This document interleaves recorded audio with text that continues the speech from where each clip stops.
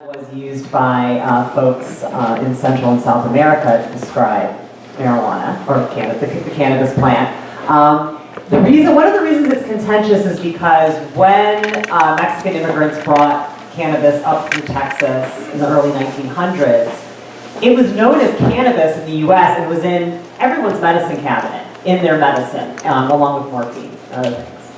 And so they used the word marijuana to confuse the public into thinking that the plant that the Mexicans were using was different than the plant that was in their medicine cabinets. And it was a way of creating this us against them dichotomy, which is what they do on drugs a lot. They had done it around opium and Chinese and African Americans and crack cocaine in the 1980s. So saying, this is the drug that those people use, that's bad. This is the drug that we use, that's good, and oh my God, it's the same drug. It's the same drug. Same plant. Same plant. So there is a pushback against using marijuana because the idea is that was kind of the word that was co-opted by the government in order to make it prohibited, and that cannabis is the true term. You saw the Medical Marijuana Regulation and Safety Act passed by the governor. One of the first things that happened is they changed it to the Medical Cannabis Regulation and Safety Act. How I personally feel about it, I'm a social worker. We believe in meet the people where they're at. I use them interchangeably because the public uses them interchangeably. I do think that if I had my choice, I would probably choose cannabis over marijuana, just because I think it's a more scientific and accurate way to describe it. But I'm not going to take the word marijuana out of the culture because it means a lot to the culture and it means a lot to people. Someone asked me the same thing about 420 the other day. They're like, should we get rid of 420 because I was like, no. It's part of who we are as a culture. So I think we continue to keep it and we just tell the story of why it exists. Yeah, I agree with all of that. I'll just add a couple little riffs. Marijuana means Mary's stuff, and it originally referred to tobacco first, and then it became applied to cannabis. With that some. Like you know that. Oh yeah, just asking for confirmation. There's a professor in the Midwest somewhere, and I'm sorry that I blanked on his name, but he published a book within the last 4 or 5 years. He's a professor of Latin American studies, and he went and researched all of the newspaper archives in Mexico from like the middle 1800s onward. And what he basically found was this demonization campaign about marijuana in the Mexican newspapers of the period, which was basically their sort of feeble way of trying to combat the drug cartels of the time, which were a thing even then. And William Randolph Hearst didn't invent the reefer madness propaganda. He actually picked it up from the Mexican newspapers and translated it and released it through his own newspaper empire as a deliberate way of undermining the wood, paper, and fiber potential of hemp because he had investments in timber. And this is all in Jack Hare's book, The Emperor Wears No Clothes. So yeah, it is a contentious term, and there are reasons to lean towards cannabis, but I'm pretty much with you of using it interchangeably because that's just the way our culture is. Mike? Free the weed.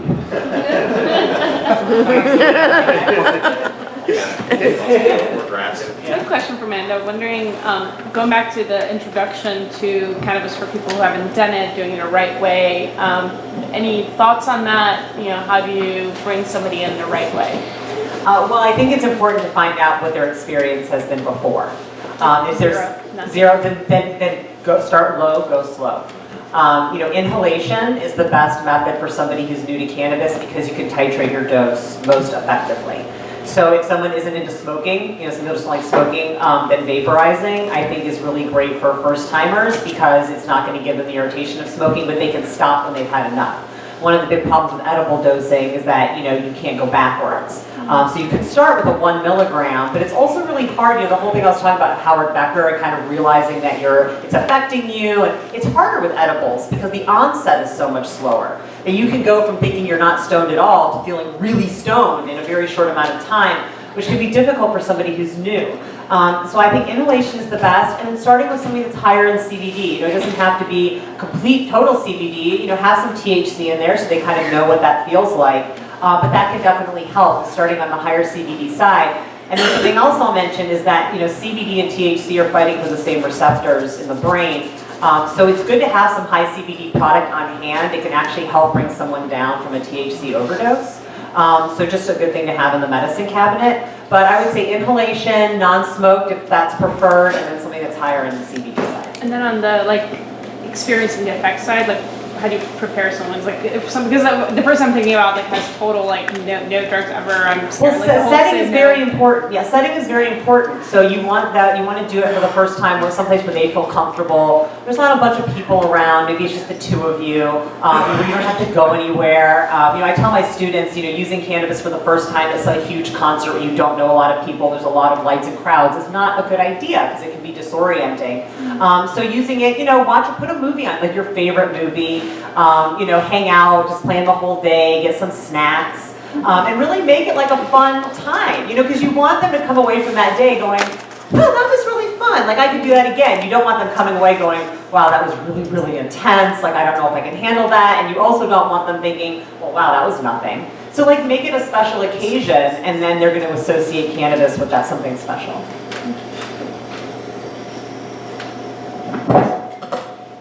Do you have a question in the back there, sir? Yeah, so I guide people on psychedelic journeys for a living, and I'm curious about we talked about prayer and different settings, movies, and I guess there's two parts to the question. One is around, it seems to me the stories of people having experiences that are worth sharing, oh my God, that movie was hilarious, is maybe not as compelling as, wow, I got high and went to church and had this transcendent experience. Are there other things that you can suggest in terms of setting that would get people to come back to it as a spiritual mind expansion practice? Oh yeah, absolutely. When I suggested the movie, it wasn't just because it's frivolous, but because it's comforting. And so, one of the things that people can happen when people try cannabis for the first time is they get overwhelmed. I think maybe it was Indigo that mentioned this, awakening. We were like, wow, I'm a part of something different, something bigger, and that for some people that could be a bit jarring. So, taking them to church for the first time, when the first time they get high, for some folks it'll be an amazing emotional experience. For others it could be a bit overwhelming. Nature is great, right? Going in, as long as you're not asking someone to scale a cliff or something where they're going to be scared while they're doing it. But just going someplace where it's not too physically taxing, where you can sit in a beautiful place and listen to whether it's water or birds or wind. But then again, really thinking logistically, who's driving there. You don't want people to get nervous about that. You want people's needs to get met, because if people are so concerned about their basic needs getting met, it's going to be hard for them to really take in what's going on. So nature is always a great thing. And music. Even if you can't get out in nature and you're sitting at home, turning on music is always a really great way to kind of get into it, or looking at art, looking at something that's really visually interesting and having a discussion about it. But again, it's meeting people where they're at. So if somebody says, you know what, I want to get high for the first time and I want to watch cartoons, awesome, do it. They're going to have a great time. If someone says, I want to get high for the first time and go to church, do it. So I think that's a really important piece, is kind of letting people guide where they want it to happen. Yeah, I definitely second the being in nature. I particularly like to be somewhere with a view, or by the ocean perhaps, if not in the trees. You really get that sense of the expansiveness and the connection to something larger than yourself. And there's also a little prayer that I like to share every third or fourth ERIE talk that I give by Bhagavan Das, who was a friend of Ram Dass, and wrote the book, It's Here Now, Are You? And the prayer that he offers for cannabis is Om Shiva Shankara Hari Hari Ganja. Om Shiva Shankara Hari Hari Ganja. So, take that for what it is.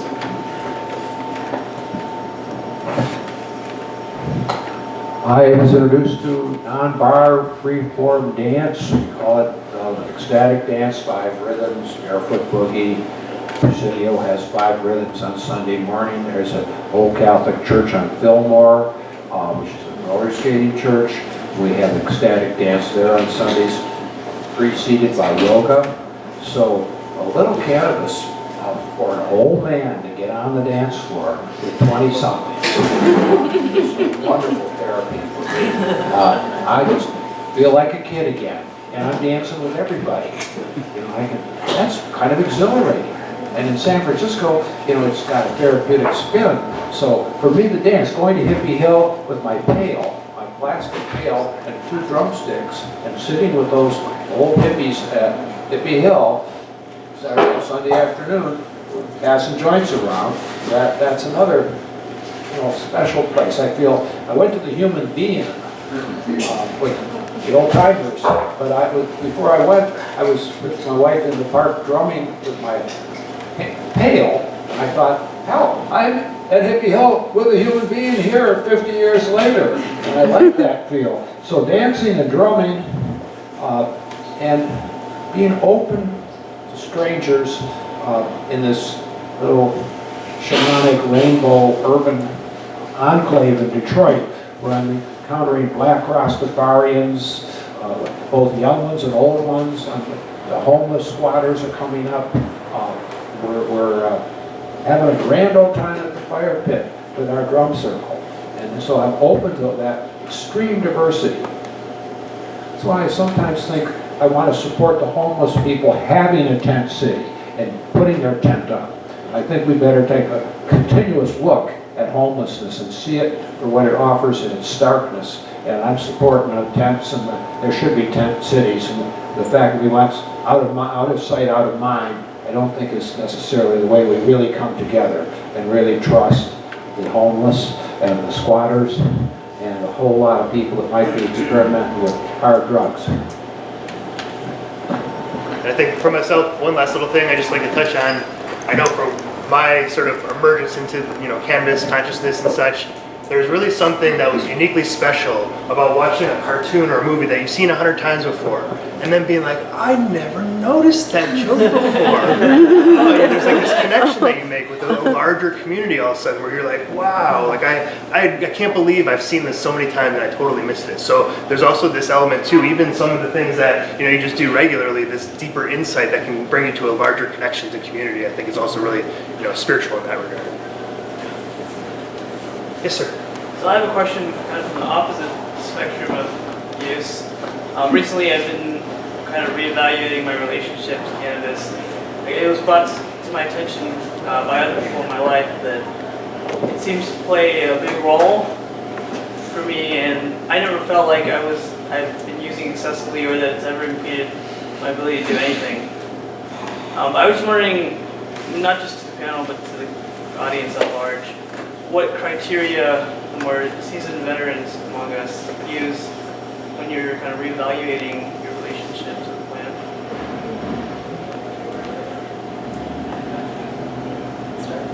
You just repeat it.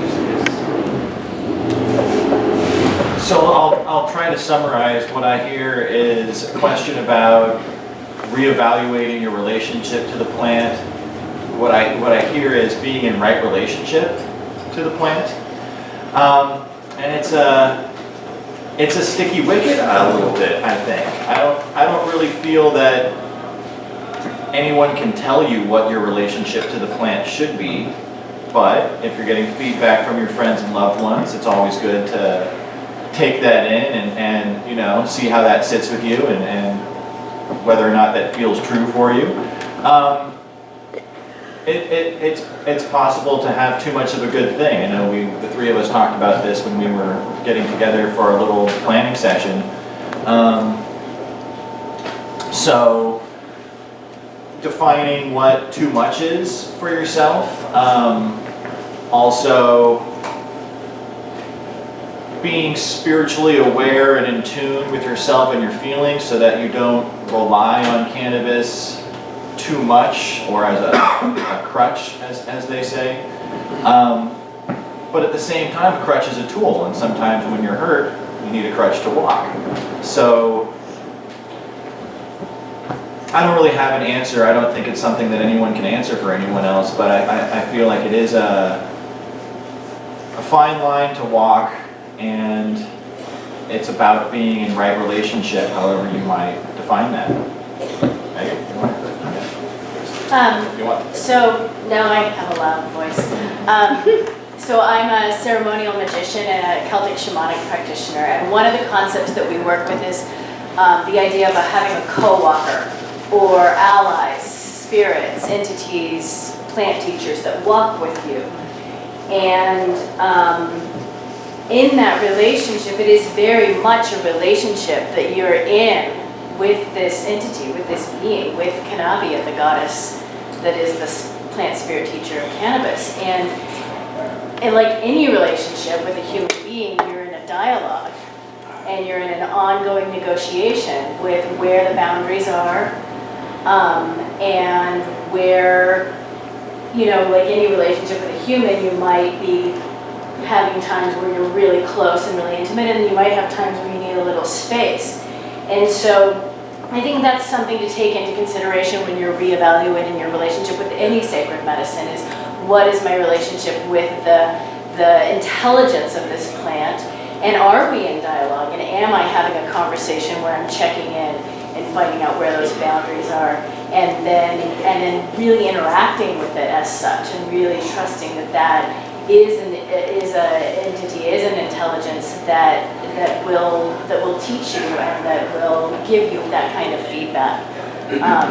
I think can be useful in that evaluating process.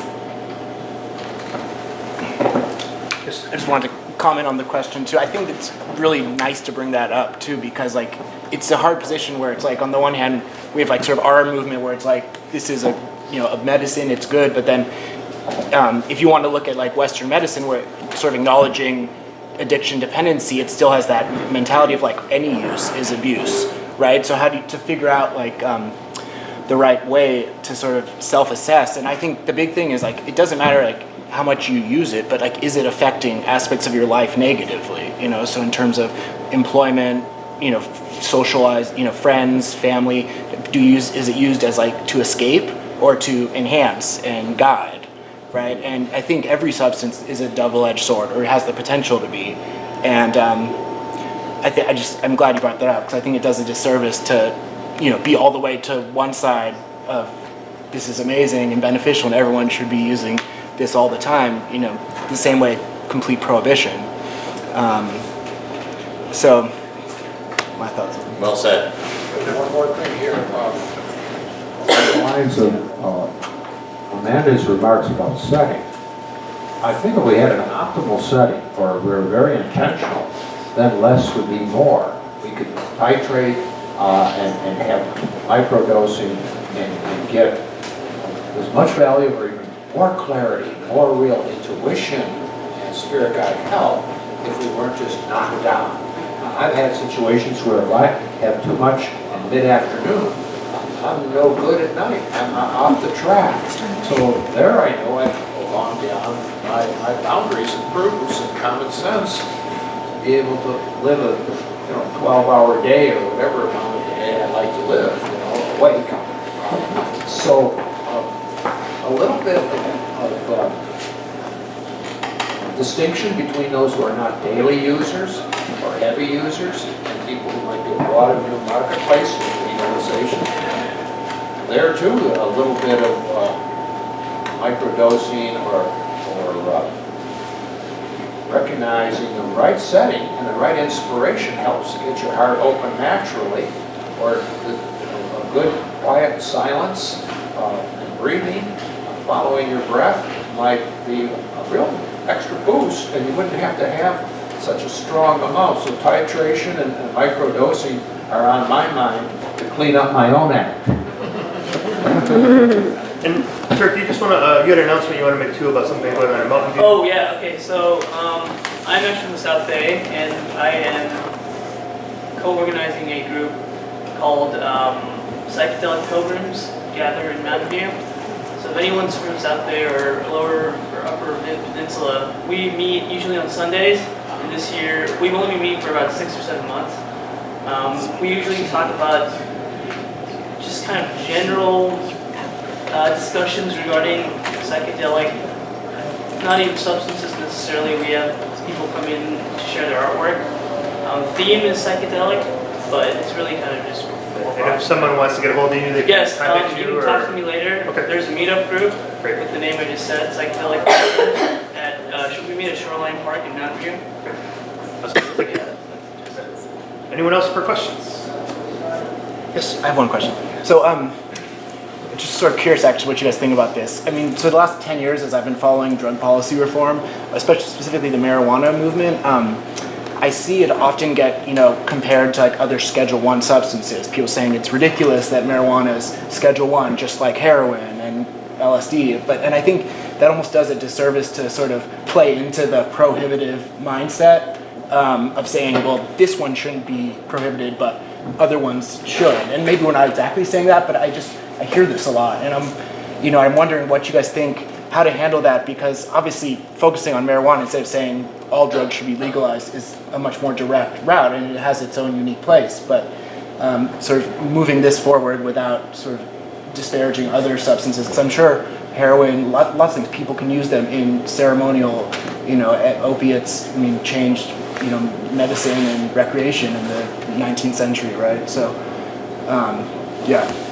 So that's a really good question. And you're right, 80% of people that use substances, even the ones that are in Schedule 1, use them non-problematically, right? 80% of the users. So what we see the 20%. That's who's visible, right? Because they're the ones that aren't able to keep themselves home and aren't able to keep themselves employed. So we make the assumption that all drug users are like that 20%. And in actuality, that's kind of the exception. And we actually have a name for what you're talking about. We call it marijuana exceptionalism. Where we hear it both in the, well, marijuana is not as bad as those other Schedule 1 drugs, and we also hear it in the, well, it's marijuana, at least they're not using this, or at least they're not using that, it's just marijuana. It's just marijuana, it's not X, Y, or Z. And it's like, well, what about the consumers of X, Y, and Z? Are we saying that they don't deserve rights? Are we saying that their drugs should stay illegal? Because 80% of them are using non-problematically as well. I think where we get stuck is that we're trying to change public perception about what it means to be a consumer of an illicit substance. And we're getting there very slowly. The public likes incrementalism. We've gotten them to the point where most of the public does not think that people should be locked up for personal substance use. And that's pretty far. That's come a ways. They think marijuana should be legal. We've gotten them to that 60% of Americans think that. So kind of it's like, okay, well, what's the next step? The next step, at least for the Drug Policy Alliance, is all drug decrim. So it's like, okay, that's where the public's ready to go next, right? They're ready to have a legal marijuana market. They're not ready to have a legal heroin market or a legal LSD market. They are ready to say that those folks shouldn't go to jail. So why don't we work on decriminalizing all substances like Portugal did, right? So where people are no longer involved in the criminal justice system. Once we get past that, and we get the public to say, all right, that seems to work, the next step, I think, are things like prescription heroin, which they do in Sweden and in Europe, where people actually go to their doctor and get a prescription for medical-grade heroin and are administered heroin. Here in San Francisco, we are finally getting the mayor to talk positively about safe injection facilities, which is amazing. So, we're moving that way, but, marijuana was the low-hanging fruit. It was the low-hanging fruit because that's because that's the drug most people have used. When we look at use rates in the United States for marijuana compared to the next commonly used drug, which is cocaine, it falls way off. So one of the things that moved marijuana forward was that people were like, well, I've used marijuana, my mom's used marijuana, my brother's used marijuana, I don't understand what the big deal is. We don't have that many people yet saying, well, I've used heroin and my mom's used heroin and I don't understand what the big deal is. We may get there. We are starting to see that with psychedelics. So I would say besides all drug decrim, the next group of drugs that I could see moving to a legal regulated market, or at least a medical market for sure, are psychedelics. So MDMA, ayahuasca, psilocybin, LSD, the amazing research that MAPS has been doing. It's actually easier to do clinical research on MDMA than it is marijuana in the United States. So they've been moving ahead with the MDMA research. So I think that will be the next. I think we're getting so the public is like, okay, you shouldn't go to jail for personal drug use. That's a health issue of anything. And, oh, gee, maybe there's actually medical benefits to psychedelics. I think that's where we're at now. I don't think that means that we should throw the other drugs under the bus and just hold marijuana up as the safe thing. But I do think it's a matter of meeting the public where they're at and getting the conversation going, and then kind of introducing these other concepts. Like I had my mom ask me what mushrooms were like not too long ago, and I was like, what? She's like, do you see like actual hallucinations? So I mean, the fact that she's asking me about this means that she and her friends are talking about it, you know, on the North Shore of Chicago. So, you know, I feel like that's progress, and I think it's up to us to keep reminding people it's not just about marijuana, there's users of other substances, just because something's Schedule 1. I mean, most of the Schedule 1 drugs are plants, so it really has nothing to do with the dangerousness, it's more to do with the access we have to those medicines. I'm just going to go back to the silly gateway theory again real quick. The gateway theory says it's a 1-to-1. If you try marijuana, you're going to end up addicted to heroin in the gutter. But what the statistics show, or let's use cocaine because that's the statistic I remember, that fewer than 1 in 100 people that have consumed cannabis ever go on to be full-fledged cocaine users. So that's 1 out of 100 as opposed to a if A then B type of logic. But when we're talking about the drug schedule, what has always gotten me is the idea that basically the idea that cocaine and speed are less harmful than marijuana. And that's what the drug schedule says, because those are in Schedule 2 because they have pharmaceutical applications and variants. So I absolutely agree that we need comprehensive drug policy reform and in the baby steps the way that Amanda has just laid out. But it's that anyone that's tried all 3 of those substances knows that that doesn't pass the giggle test, right? And that's why cannabis has always been a wedge issue to me because, like Amanda said, it's the one that everyone's tried and it's the most ubiquitous and common and it's going to be the easiest one to keep forcing the change on while at the same time applying pressure on these other fronts. And we're seeing progress on all of the fronts too. It's really impressive. As of now. As of now. Ask us again in a month. So, anything to add? I find coming out of the Midwest, easy argument to raise, kind of a defensive posture, is to simply argue that we should take our drug war and medicalize it and place it in the context of public health. They're already making tremendous progress with heroin to get to the verge of treating it as a public health crisis rather than try to jail every poor white man in the woods. So maybe the race factor is tilted in our favor a little bit by raising the impacts of a racist drug war on minority communities. But some of these arguments you can present to mainstream groups that don't have a strong vested interest in cannabis or any of these other drugs, hard drugs or soft drugs. That's not on their top 5 or top 10 items. So I find raising public health alternative to the criminal justice model and to classic race inequities, given talks on race, class, cops, and cannabis, but we could do it with heroin or any other targeted epidemic. So they ought to go off into public health and social work. People can hold the question a little broader than arguing whether it's good for you to adopt marijuana in your life or not. I sometimes even go so far as to say, there's nothing wrong with an abstinent approach, just don't want to give the grandchildren rap sheets.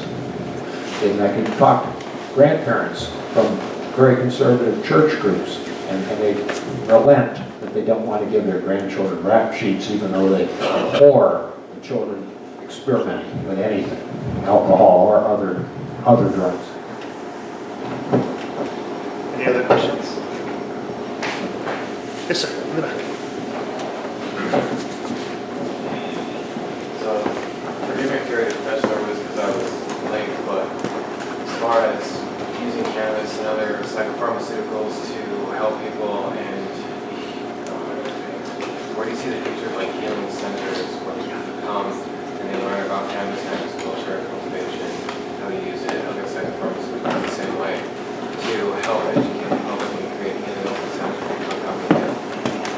So the question was about creating centers for people to come and have healing around cannabis and learn about the plant. And that's what I touched on in my talk tonight, the need to create those settings. And the fact that we have a responsibility to be ambassadors of the way we know cannabis to be impactful on people's lives and to be the educators. And to create opportunities for people to come. During the break, we were kind of saying that this could be for baby boomers from the Midwest, what going to South America is to do ayahuasca for hipster millennials, right? Is this idea that we're gonna go and take this spiritual journey together, and we wanna go and not just go walk into a store and buy something and go back to the hotel room and use it and hope it works out okay. But we want to learn about the plant. People go to tour wineries and they go and they meet with the winemaker. They see where the grapes are grown. They learn about why this soil is different than that soil.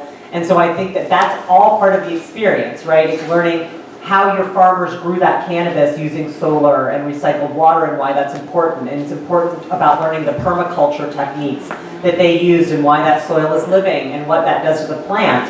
And up until now, people really haven't had that opportunity. And even states where it's legal, they don't have the farming market that we do here in California where they can actually go to the source. So I do see something similar where wine has introduced people to the agricultural aspects of alcohol, that this can introduce people to the agricultural aspects of cannabis. I see opportunities for startups to bring their management teams and have them all use cannabis together and have a discussion about what they want the values of their company to be. For multi-generations of women in one family to come together for a weekend and use cannabis together and to have it as a bonding experience. And we have the opportunity to make these available to people because we live in the mecca of where this culture comes from. So I see those opportunities and I hope we take them and that we go that route, which is the kind of the anti-alcohol, get your kicks route.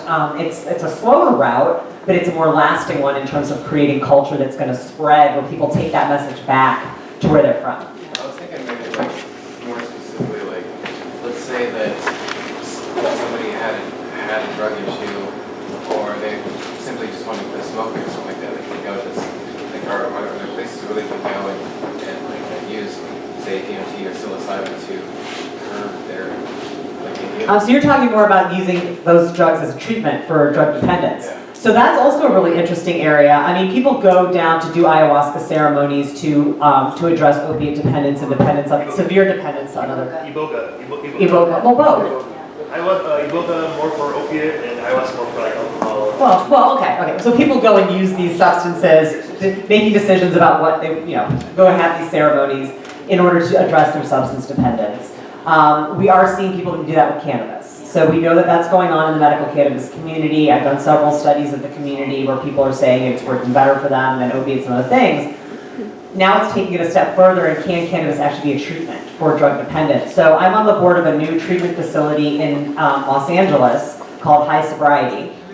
And it's the first treatment facility to actually actively use cannabis in the protocol of the treatment of opiates, both to help people get through withdrawal and then also as a medicine for treatment. So you meet with the doctor, you talk about your cannabis, what's the right dose, what's the right product, and it's actively used as a substitution medication the way methadone or others would be for those treatments.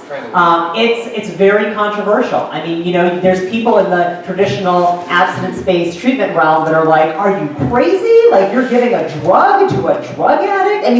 I mean, these are folks that are like PhDs and MDs and like the heads of the National Institute on Drug Abuse, which is scary, that they have such an antiquated view of what it means to get in recovery. I mean, our philosophy is that if someone's using a potentially lethal drug and we can move them into using a non-lethal drug, that's great, because they're not going to die. Yeah. Other people say, you know what, it's nothing. It's abstinence only, and if you use anything, that was a big issue when I was looking at dispensaries that offered NA and AA services. So there used to be, I don't know if there still are, dispensaries in San Francisco that after hours would host 12-step meetings for patients, because patients would go to traditional NA and AA and they would say, yeah, I haven't had any alcohol in 2 years and I use cannabis, and they would say, well, come back when you're sober. Right. And so they felt marginalized and that their success wasn't meaningful. So the dispensaries offered a place for patients who were using this to come together, which was really important.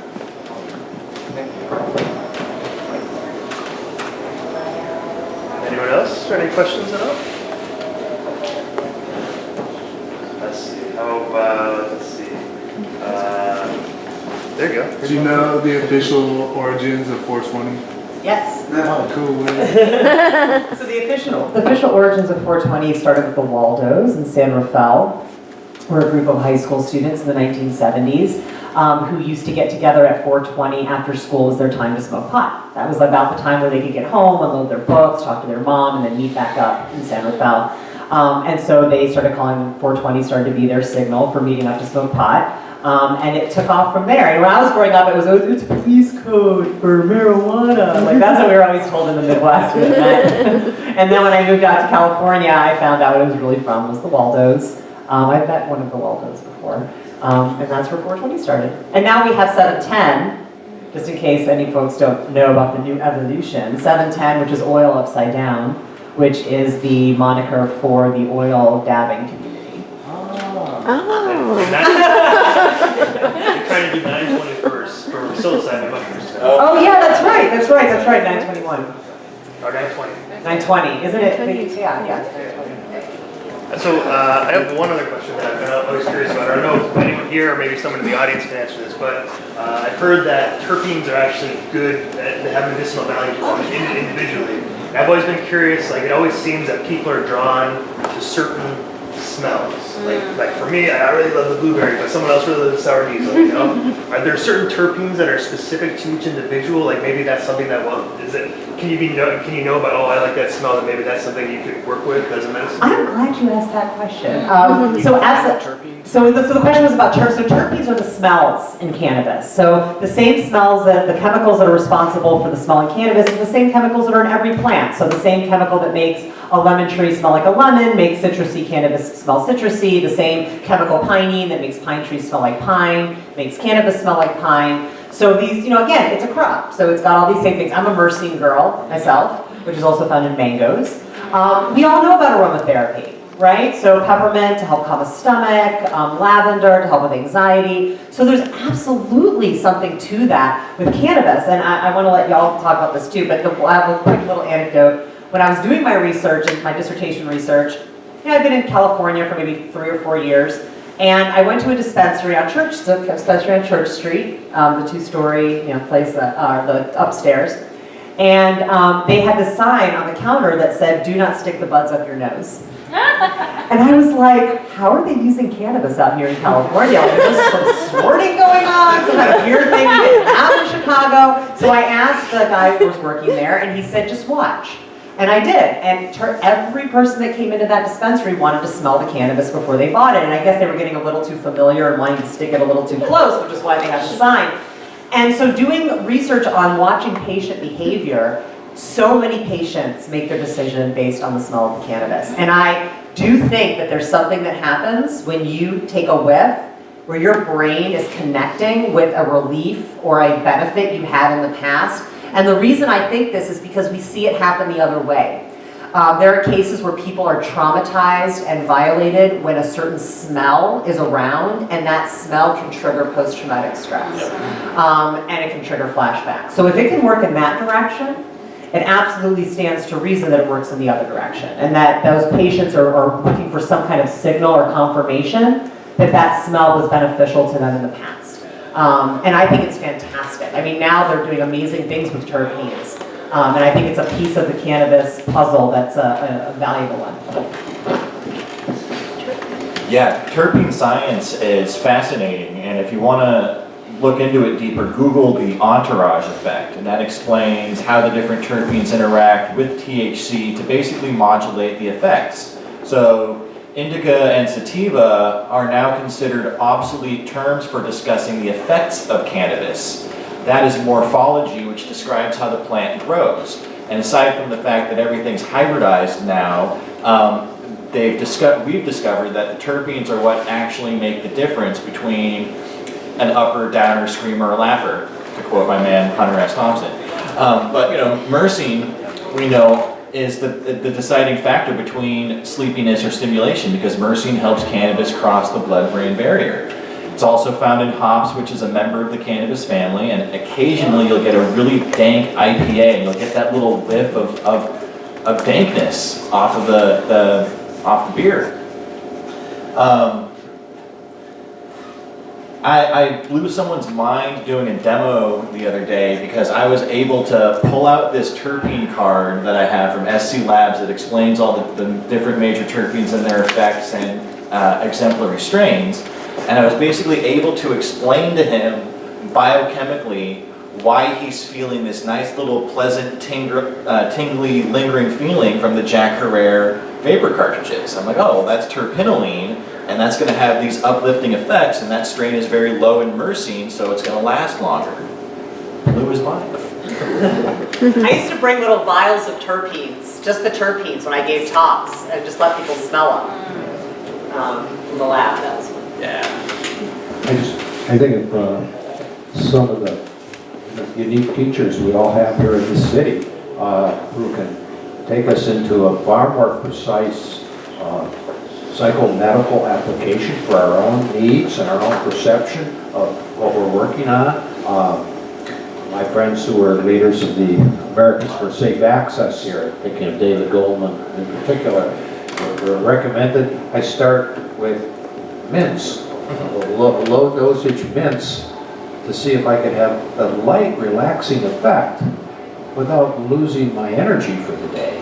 And so the more we can get fitted properly here, the better the output will be for us, and we probably will be teachers of others, and we won't get ourselves in as much trouble, and we won't get other people nervous either. So anything we can become a little more curious, like gardeners, a little bit more into it, the better teachers and role models will all be. This is one of those cultural capitals, and if we're going to have a cultural shift to world unity and human communion and trusting our journey, we're going to be one of the epicenters of that. So we need to be as fit as we can be. We have to be able to stay up at least till 11 o'clock. Sir, Rebecca? So I want to know if there's anybody in the audience or you who has some in-depth knowledge about using salvia. And and if you don't mind sharing your contact with me, because that's something I'm really interested in getting really. It might be email me a little later. There's some videos that just actually came out. Somebody did, Leek, I believe is her name. It's a couple nice little videos that we posted on our Facebook page. So we can have that conversation another time. I'm not sure, are you guys familiar with salvia? I know what it is. I have some familiarity with it. It grows really well in the East Bay, so that's fantastic. But it doesn't grow from seeds, so that's also tough. But we can have a conversation about that later. Anyone else? All right. Well, thank you very much, everybody. We have a big round of applause.